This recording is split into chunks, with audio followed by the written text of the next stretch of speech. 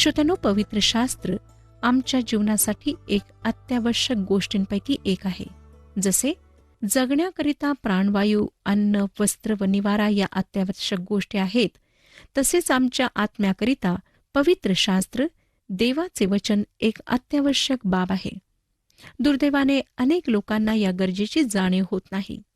आपला आत्मा आत्मिक उपासमारीने क्षीण होत आहे. तो मरणासन्न स्थितीत आहे आणि त्याला देवाच्या वचनाची नितांत गरज आहे हे त्यांना कळत नाही.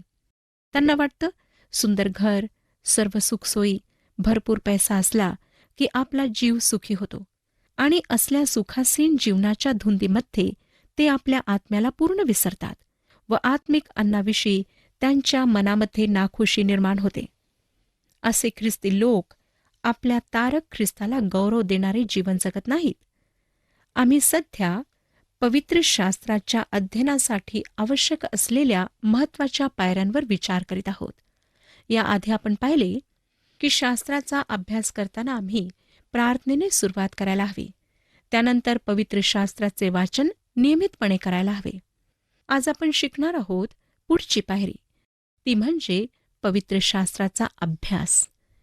डॉक्टर कॅम्पबेल मॉर्गन यांना अनेक वर्षांपूर्वी कोणी असे म्हटले, तुम्ही असा उपदेश करता की जणू तुम्हाला पवित्र आत्म्याची प्रेरणा झाली आहे. यावर डॉक्टर मॉर्गन यांनी उत्तर दिले, 95% घाम गाळणे हीच प्रेरणा आहे. श्रोत्यानो, पवित्र शास्त्राचा अभ्यास करणे गरजेचे आहे. आम्ही हे ओळखायला हवे की जे आम्ही स्वतःहून अभ्यासू शकतो ते पवित्र आत्मा आम्हाला शिकवणार नाही.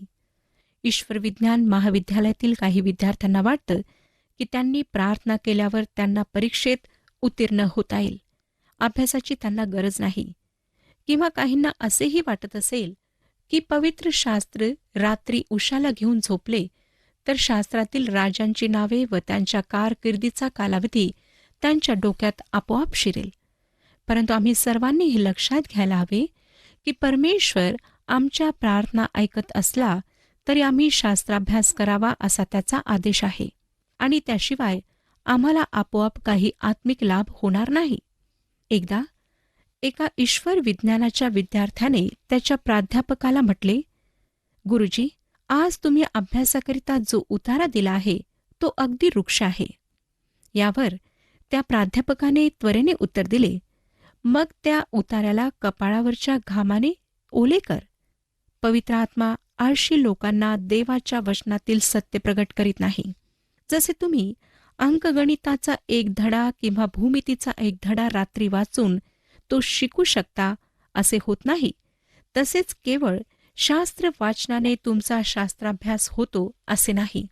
अनेकदा लोकांना वाटतं की जर सकाळी त्यांनी रोजची भाकर किंवा मंगलचिंतन किंवा मंगलधाम यातील दैनिक भाग वाचला तर त्यांचा शास्त्राभ्यास होतो. परंतु अशा प्रकारच्या शास्त्राभ्यासाला माझा विरोध आहे. असली दैनिक भक्ती असायला हरकत नाही श्रोत्यानो, पण ती शास्त्र वाचन व शास्त्राभ्यास यासाठी पर्याय होत नाही हे लक्षात घ्या. मी एकदा एका कुटुंबाला भेट दिली. हे ख्रिस्ती कुटुंब सकाळी न्याहारीच्या वेळेस दैनिक भक्ती करीत असे. त्यामध्ये ते अशा दैनिक भक्तीच्या पुस्तकातून वाचत व मगच आपापल्या कामाला लागत. एके सकाळी त्यांच्याबरोबर त्या भक्तीला उपस्थित राहण्याचा प्रसंग मला मिळाला. त्या दिवशी न्याहारीला जरा उशीरच झाला होता. त्या घराच्या यजमानांनी रोजची भाकरमधून शास्त्रवचन व त्यावरचे स्पष्टीकरण वाचले आणि छोटी प्रार्थना केली आणि त्यांनी आमेन म्हणताच मुले घाईने शाळेला निघून गेलीत. ते यजमान तातडीने आपल्या कार्यालयात निघून गेले आणि यजमानीनबाई पुढील कामासाठी स्वयंपाकघराकडे वळल्या. या चौघांपैकी एकाचे तरी लक्ष त्या शास्त्रवचनाकडे व त्याच्या स्पष्टीकरणाकडे होते असे मला वाटत नाही. प्रत्येकाला आपल्या पुढच्या कार्यक्रमाची काळजी पडलेली किंवा एकदा हे वाचन व ही प्रार्थना संपते व आपण आपल्या कामाला लागतो याकडे प्रत्येकाचे लक्ष लागलेले होते. असा शास्त्राभ्यास आमची आत्मिक उन्नती करू शकत नाही. या व्यतिरिक्त दुसरे एक कारण माझ्या विरोधाचे हे आहे श्रोत्यानो, की असला शास्त्राभ्यास फार फार अपुरा आहे.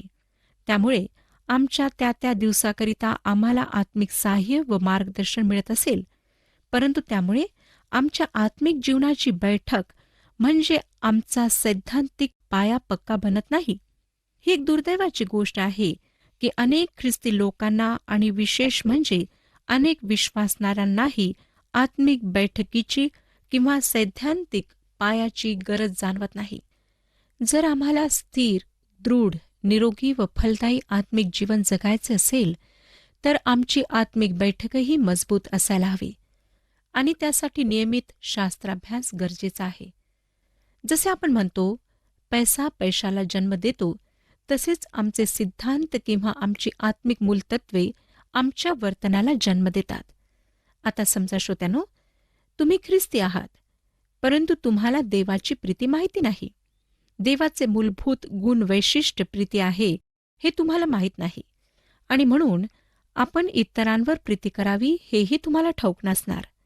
साहजिकच प्रीतीच्या मूलभूत तत्वाची माहिती नसल्याने तुमच्या वर्तनामध्ये आणि आपल्या वर्तनात काही कमी आहे याविषयी आपणाला जाणीवही असणार नाही. अनेक लोक या तत्वाच्या माहितीशिवायही इतरांवर प्रीती करतात. त्याविषयी मी येथे सांगत नाही. मी माणसाच्या अंतःकरणातल्या देवाच्या निस्वार्थी प्रीतीविषयी बोलत आहे. किंवा एखाद्या ख्रिस्ती व्यक्तीला येशू ख्रिस्त देवाचा पुत्र आहे, तो एकमेव आहे हा सिद्धांत ठाऊक नसला तर साहजिकच त्या व्यक्तीला ख्रिस्ताच्या एकमेव असण्याविषयी काही एक वाटणार नाही. तो त्याचा त्यानुसार आदर तर करणारच नाही, पण त्याला इतर धार्मिक पुढाऱ्यांच्या पंक्तीला बसवेल आणि त्याच्या वर्तनातून ख्रिस्ताविषयी आदरयुक्त भय प्रगट होणार नाही. श्रोत्यानो, अशी अनेक उदाहरणे देता येतील. अगदी सोप्या शब्दांमध्ये सांगायचे झाले तर असे म्हणता येईल की जीवनाचे जे तुमचे तत्वज्ञान आहे त्यानुसार तुम्ही वागता. म्हणजेच जर तुमची ख्रिस्ती समज तोकडी असेल तर तुमचे ख्रिस्ती वर्तनही संकुचित वृत्तीचे होईल. म्हणूनच शास्त्राभ्यासाची प्रत्येकाला गरज आहे. त्यामध्ये स्पष्ट व अप्रत्यक्ष असलेल्या सिद्धांतांना जाणून घेण्याची गरज आहे. रोजची भाकर किंवा असली दैनिक भक्तीची पुस्तके वाचणे चांगले असले तरी पुरेसे नाही. काही लोकांना ही पुस्तके रोज रात्री झोपण्यापूर्वी वाचण्याची सवय असते, पण त्यावेळेसही ते अनेकदा इतके थकलेले असतात की त्या वाचनात ते फारसे लक्ष घालू शकत नाहीत. जसे आपण साहित्याचा किंवा इतर कोणत्याही विषयाचा अभ्यास अर्धवट झोपेत असताना करू शकत नाही, तसेच पवित्र शास्त्राचाही अभ्यास अर्धवट झोपेत आम्ही करू शकत नाही. आपणाला जेव्हा पुरेसा वेळ मिळेल तेव्हाच आपण पवित्र शास्त्राचा अभ्यास करायला हवा आणि आपणाला वेळ मिळत नसेल तर तो आपणाला काढायला हवा. कमीत कमी अर्धा तास तरी शास्त्राच्या अभ्यासासाठी आम्ही वेळ काढायला हवा आणि कुटुंबातील प्रत्येक व्यक्तीने स्वतः वैयक्तिकरित्या शास्त्राभ्यास करायला हवा. कौटुंबिक प्रार्थना व शास्त्रवाचन चांगले आहे, परंतु ते शास्त्राभ्यासासाठी पर्याय नाही. श्रोत्यानो, एकदा मी एका व्यक्तीशी बोलत होते आणि त्यांनी मोठ्या अभिमानाने सांगितले की माझ्यासोबत मी दैनिक मनन हे पुस्तक नेहमी ठेवतो आणि जेव्हा गाडीमध्ये बसल्यानंतर मला वेळ मिळतो तेव्हा ते पुस्तक मी वाचतो आणि प्रार्थना करतो. परंतु ह्या व्यक्तीने मी पवित्र शास्त्र रोज वाचतो असा उल्लेख केला नाही. अनेक लोक अशा प्रकारच्या आत्मिक भोजनावर आज आत्मिक जीवन जगत आहेत, परंतु श्रोत्यानो, ते आमच्या आत्मिक वाढीसाठी पुरेसे नाही. ज्या प्रकारे मूल जन्मते तेव्हा त्याला दुधाची आवश्यकता असते, परंतु मूल जेव्हा वाढू लागते तेव्हा त्याला चांगल्या भोजनाची गरज असते आणि ते भोजन जर मिळाले नाही तर त्या मुलाची योग्य प्रकारे वाढ होऊ शकत नाही. तसेच आमचे आहे. जेव्हा आम्ही प्रभू येशू ख्रिस्तामध्ये नवीन जन्म प्राप्त करतो तेव्हा आम्हाला अगदी साध्या आहाराची गरज असते, परंतु प्रभूमध्ये वाढण्यासाठी आम्हाला चांगले सखत भोजन घेण्याची गरज आहे आणि ते आम्ही स्वतःहून घ्यायला हवे. जॉन वेस्ली या मेथडिस्ट मंडळीच्या संस्थापकाविषयी असे म्हणतात की तो एका पुस्तकाचा माणूस होता. त्याला एका पुस्तकाचा माणूस यासाठी म्हणत की तो रोज पहाटे 4 ते 5 वाजेपर्यंत पवित्र शास्त्र वाचत असे आणि तो 5 वेगवेगळ्या भाषांमधून ते वाचत असे. बिली ग्रॅम, सध्याचे जगप्रसिद्ध सुवार्तिक, हे आपला उपदेश तयार करण्यापूर्वी पवित्र शास्त्रातला निवडलेला उतारा त्याच्या 35 वेगवेगळ्या आवृत्तींमधून वाचतात. आम्हापैकी प्रत्येकाला पवित्र शास्त्राचा अभ्यास करण्याची गरज आहे. आम्हाला आमची आत्मिक जीवनाची बैठक नीट, निरोगी, सुदृढ करून घ्यायला हवी. नाहीतर वाळूवर घर बांधणाऱ्या माणसासारखी आमची स्थिती होईल. मला माहीत नाही श्रोत्यांनो, की आपणापैकी किती लोक प्रतिदिवशी पवित्र शास्त्राचे वाचन करतात आणि त्यामध्ये प्रभू काय सांगत आहे हे जाणून घेतात, त्यावर मनन करतात. काही लोक तर मुळीच पवित्र शास्त्र वाचत नाहीत आणि दर रविवारी मंदिरात सुद्धा जात नाहीत आणि त्यांचं जीवन असंच व्यतीत होत आहे. काही लोक फक्त सणाच्या वेळेला मंदिरात जातात आणि उपासना करतात आणि त्या उपासनेमध्ये सुद्धा त्यांचे पूर्ण लक्ष राहत नाही. आज आपले जीवन कसे आहे? कसे ख्रिस्ती जीवन आपण जगत आहात? काय आपण म्हणू शकता की मी खरोखर आत्मिक रूपाने वाढले आहे आणि प्रभूला मी अगदी जवळून ओळखत आहे. मी प्रभूवर अधिक आणि अधिक प्रेम करीत आहे. ज्यावेळेला मी सुरुवात केली त्यावेळीची माझी आत्मिक स्थिती आणि आजची आत्मिक स्थिती ह्यामध्ये बरेच अंतर आहे. मी खरोखर आत्मिक रूपाने वाढलो आहे. जर आपण वाढत आहात तर त्यासाठी प्रभूची स्तुती असो. परंतु जर आपली आत्मिक वाढ खुंटलेली आहे, आपण प्रभू येशू ख्रिस्ताला जेव्हा जीवन दिले त्यावेळेला ज्या स्थितीत होता त्या स्थितीत आहात, तर मग आपण निरोगी नाही, आत्मिक रूपाने आपण वाढत नाही. श्रोत्यानो, आम्हातील प्रत्येकाला आत्मिक रूपाने वाढण्याची गरज आहे.